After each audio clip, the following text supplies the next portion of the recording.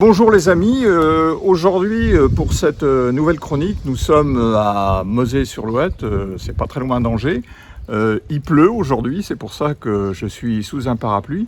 Je vais aller à la rencontre d'une personne que je connais depuis des années. Il s'agit d'Olivier Baumard qui a décidé de quitter son entreprise, enfin de la céder, pour ensuite prendre un nouveau cap. Dans le contexte actuel, c'est quelque chose de pas évident et effectivement nous allons en discuter parce que il a la cinquantaine et choisir de partir vers un nouveau métier, c'est quelque chose pour lequel il faut quand même avoir une certaine dose d'optimisme. Allez, suivez-moi, on va à la rencontre d'Olivier dans sa maison à la campagne. Il nous parlera d'ailleurs du numérique à la campagne, puisque son entreprise, c'était un des objectifs, c'était de montrer qu'on pouvait travailler à la campagne dans le monde du digital.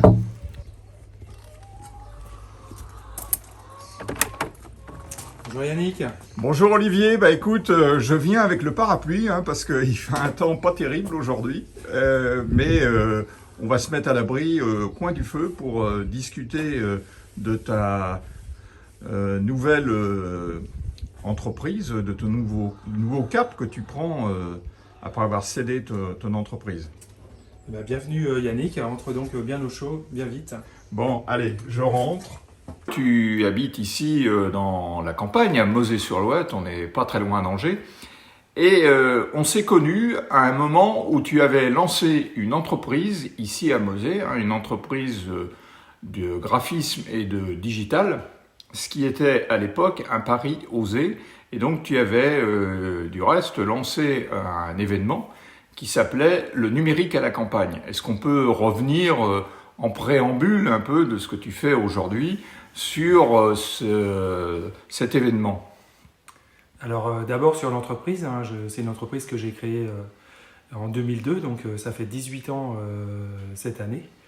Donc c'est un studio graphique et au lieu de faire des portes ouvertes, on a décidé de faire un événement qui s'appelle toujours le numérique à la campagne et qui consiste en fait à montrer qu'on n'est pas obligé d'aller dans un grand centre urbain pour pouvoir s'installer en entreprise, pouvoir produire, faire sa gestion et sa communication.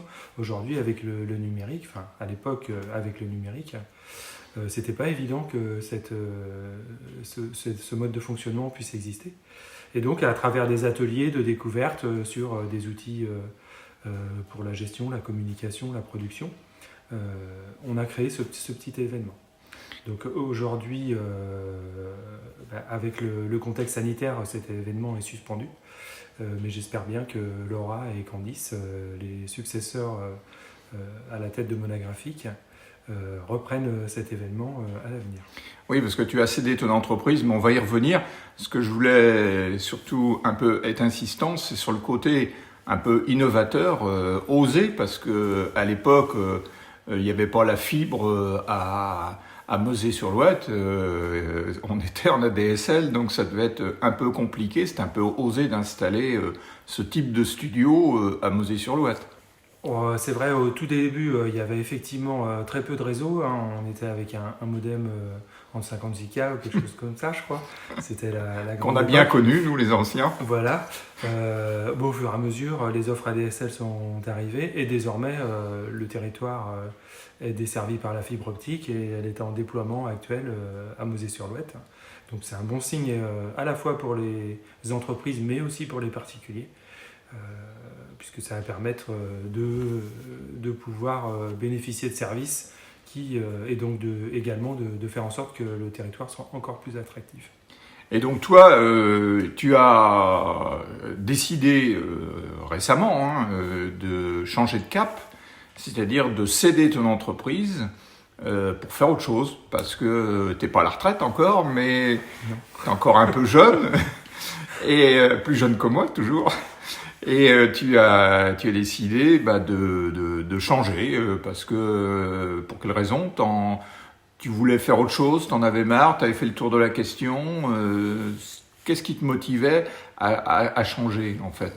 Alors c'est pas une motivation en soi de se dire je veux faire autre chose pour faire autre chose, mais c'est justement plutôt l'état d'esprit, et ça fait quelques années que ça me trottait dans la tête, de dire bon ben voilà, l'entreprise elle a une certaine dimension, elle a acquis également une notoriété, un savoir-faire, il y a une équipe qui est bien en place. Et depuis quelques années, effectivement, j'avais en tête de céder ou de transmettre l'entreprise. Il se trouve qu'il y a eu une association avec une personne et puis ça n'a pas tout à fait bien fonctionné, donc j'avais mis ça de côté. Et puis c'est vrai que le contexte sanitaire l'an passé avec le confinement, ça a un peu accéléré les choses, et ça a été un déclencheur de dire bon allez, on relance la machine. Et là, même si j'étais inscrit auprès d'une association de cédants et repreneurs d'affaires, j'en ai parlé à mes salariés, et donc Laura Houette, qui était chef de projet, s'est déclarée intéressée. Elle avait toujours eu également l'idée de s'installer avec une personne de son entourage, et donc elles ont dit banco, et de manière intelligente, on a au fur et à mesure des mois, puisque c'était le printemps dernier, donc c'est vrai que c'était dans un cadre qui était un peu délicat, mais ça s'est fait. Et donc c'est effectif depuis le 29 janvier. Et là, on est début mai. Je viens de terminer la période de tutorat, c'est-à-dire tout le tuilage qu'il y a sur les fonctions essentielles de l'entreprise. Et si on peut dire, je suis beaucoup plus libre aujourd'hui de constituer un nouveau projet.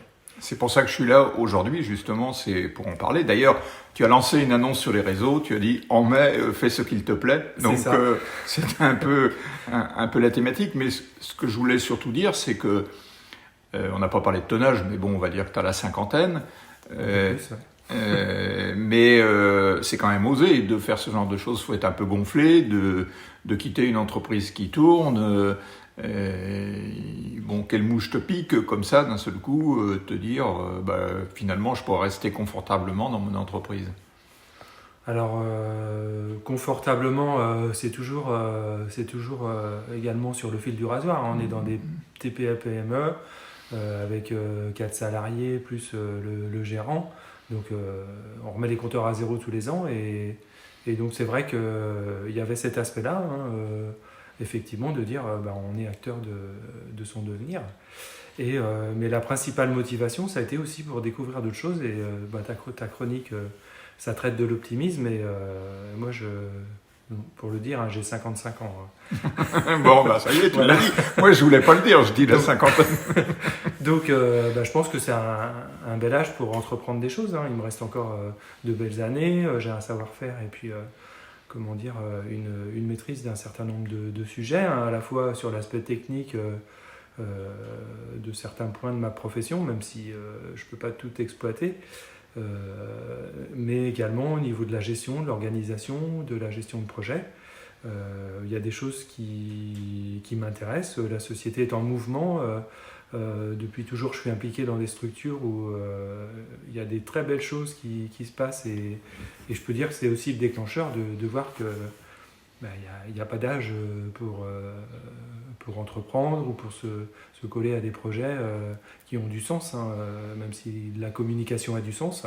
Ce que je recherche, c'est justement à développer des choses qui ont un sens plutôt vers les personnes, un sens au niveau de la société. C'est un beau challenge quand même, parce que tu vas t'investir dans d'autres... tu vas recréer une entreprise, ou tu cherches plutôt à être salarié Alors, l'idée, c'est effectivement plutôt de rejoindre une équipe, de travailler dans une équipe, d'une part pour mettre de côté tout le volet commercial pour développer l'activité. Parce que ce que j'aimerais, c'est justement me focaliser sur le faire, travailler dans une structure et puis vraiment être à fond dans la menée du projet plutôt que dans le développement de l'activité de la structure. Donc c'est vrai que les univers sont assez vastes. Quand on parle de l'humain, ça va être à la fois sur de l'insertion, de la pédagogie, de l'accompagnement. Il peut y avoir des choses sur le numérique, on revient un petit peu à l'état d'esprit du numérique à la campagne. Hein. Aujourd'hui, il y a beaucoup de choses qui se font sur apprendre les usages ou faire apprendre les usages du numérique ou apporter de l'aide à des personnes ou des usagers ou des personnes sur les fonctions numériques et le potentiel numérique qui nous est proposé aujourd'hui. Alors, tes pistes, c'est quoi? Parce que tu as un côté, je te connais assez pour dire que tu as un côté assez humain, on l'a vu dans ton entreprise, humain, écolo un peu, hein, protecteur de l'environnement, tu fais attention quand même à ton environnement, tu as un petit jardin, j'ai vu ça en passant. Je regarde, je regarde, il y a des panneaux solaires ou un chauffe-eau solaire sur la façade. Voilà, donc c'est des choses, c'est des secteurs dans lesquels tu as envie de t'impliquer peut-être dans le monde de demain. C'est des choses dans lesquelles tu te sens concerné. C'est des secteurs vers lesquels tu voudrais aller. Alors pour l'instant, depuis le mois de janvier, j'ai postulé à une dizaine d'offres. Hein. Malheureusement, j'ai eu qu'un seul entretien, mais je pense que ça va changer. Je suis en train de construire mon projet. Effectivement, il y a des aspects à la fois technologiques qui m'intéressent, d'autres aspects éco-environnementaux qui m'intéressent également. J'ai postulé pour une association de sobriété énergétique. J'ai postulé également auprès d'organismes qui font de la médiation numérique pour coordonner un service sur des collectivités locales, sur une problématique de mobilité. Bon, pour l'instant, pas de débouchés, mais je garde bien espoir. C'est des secteurs vers lesquels tu souhaites t'engager, mais pour autant, on est quand même dans une période qui est un peu difficile sur le plan économique. Est-ce que quelque part, ça te fait pas un peu peur? Est-ce que tu n'as pas aujourd'hui des regrets ou est-ce que tu es encore dans ta dynamique en disant de toute façon, je suis tellement optimiste que je trouverai? Alors, je suis dans une dynamique optimiste. Je pense que j'ai plusieurs cordes à mon arc. Disons que pour l'instant, je suis plutôt en train de faire le tri de ce que j'ai envie de faire que de me dire j'ai épuisé toutes mes cartes, etc. Mais ça, c'est au niveau d'un tempérament plus que. Je suis plutôt à aller de l'avant et puis de me dire ça, je vais le mettre en sommeil parce que j'aurai tout le temps de l'exploiter par ailleurs. Après, c'est une gestion de priorité. Pour l'instant, moi, je me suis organisé à la maison avec un coin bureau et la plupart du temps, le matin, je suis quelqu'un qui adore me lever tôt le matin, donc je consacre une partie de ma matinée, le début de ma matinée, justement sur la réponse à des annonces, des implications dans des associations, et puis dans le courant de matinée, mon épouse est actuellement en télétravail, donc on se fait notre petite pause, et puis on retourne chacun de notre côté, et là, j'ai tendance à changer de secteur, je suis plus sur le côté bureau, mais je vais bricoler effectivement un panneau solaire ou un four solaire quelconque. Oui, je me souviens de l'histoire du four solaire. Ça, j'ai un deuxième prototype là, que je suis en train de mettre au point, parce que le premier fonctionnait bien, mais il y a toujours moyen d'améliorer. J'avais vu ça sur les réseaux sociaux. Au moins, tu pourras peut-être vendre des fours solaires si parfois tu as des difficultés. Mais oui, c'est quand même un gros pari vu le contexte. Mais bon, j'ai pas de doute à ce que tu t'en sortes. Mais est-ce que tu veux rester dans cet esprit un peu à la campagne ou est-ce que là, pour le coup, tu risques de faire un retour vers la ville? Ça va être un gros paradoxe. Parce qu'effectivement, il y a beaucoup de choses qui sont attirantes sur la ville. Après, c'est vrai qu'il y a des villes et des communes de proximité qui proposent des emplois qui me plairaient. Où une des premières choses que je me dis, c'est là, l'intérêt, c'est que je pourrais y aller en vélo. À côté de ça, il y a des postes qui sont plutôt sur le Choletais ou vers Douai-la-Fontaine-Saumur, où là, je dis, un des points faibles, c'est le fait de devoir faire une demi-heure, trois quarts d'heure de voiture, même si j'essaierais plutôt de le faire en covoiturage ou autre. C'est effectivement une des préoccupations. Après, je suis ouvert et puis disons que c'est pas quelque chose que je mettrais dans la balance. L'idée, c'est aussi de rebondir et puis de trouver quelque chose et puis éventuellement à l'aménager aujourd'hui. Tout à l'heure, je parlais du télétravail. C'est vrai que la conception même de la présence sur son lieu de travail a complètement évolué depuis plus d'un an. Oui, ça, on s'en est aperçu avec le début de la pandémie. C'était quelque chose dont tu avais pensé, toi, certainement, à une époque. On est tous passés un peu par là. Et donc, ça a révélé effectivement que le télétravail pouvait être une façon de travailler un peu différente et que tu peux justement peut-être exploiter, quoi. C'est ça. Eh bien, écoute, je te souhaite de réussir, en tout cas, parce que c'est pas évident, hein. Il y en a qui font ça, qui prennent une année sabbatique, qui prennent un bateau, qui font le tour du monde. Tu pourrais le faire en vélo, parce que je ne sais pas si tu fais de la voile. Mais en tout cas, c'est un pari osé et il faut quand même avoir, je pense, une certaine dose d'optimisme pour faire ça.